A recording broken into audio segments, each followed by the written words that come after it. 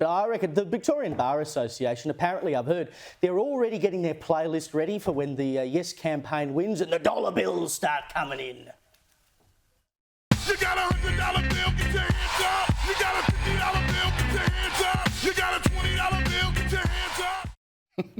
And they're pretty confident on the basis of the Yes campaign ad they've put out today, aren't they, James? Well, the Yes campaign for an Indigenous voice to Parliament will release their ad next week, but today they put out a 30-second version. Have a look at it and see what you think. Australia's constitution is 122 years old and still doesn't recognise Indigenous Australians. We've been here for 65,000 years. This year, Australians have a chance to fix that with a referendum to give Indigenous Australians a real say in their future. Fair enough. I'll second that. To find out more, visit yes23.com.au. Join us.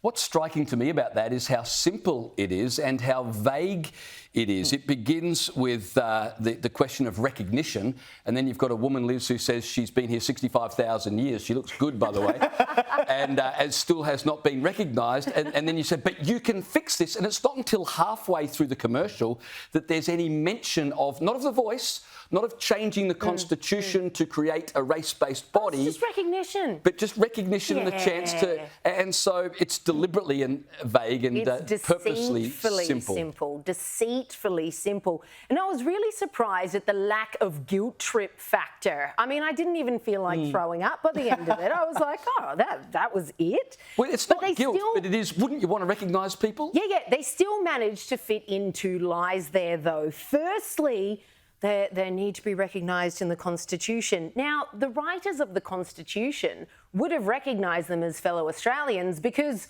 we were all Australians. So they never made any divisive difference there. There was one clause in there that once did, well, but that's yeah, been they weren't long counted in the since taken population out. until 1967, which was a referendum that passed by 90%. That's already been well and truly fixed. And secondly, give them a say in their future. And for the last time, with 12 federal members of Parliament, you think they don't have a say in their future? Yeah, and just conflating the issue of recognition and the voice once again proves that this is the Trojan horse they're trying to use to get it through, because they know that if they actually explain what the voice is to people, that they might have questions about it. I've said it before, if you had a referendum purely about constitutional recognition, I would vote no, but it would win in a canter, an absolute canter. Well, so that's what they're using to try and get it through. I mean, the last number of months, all we've heard from the No campaign is there's no detail.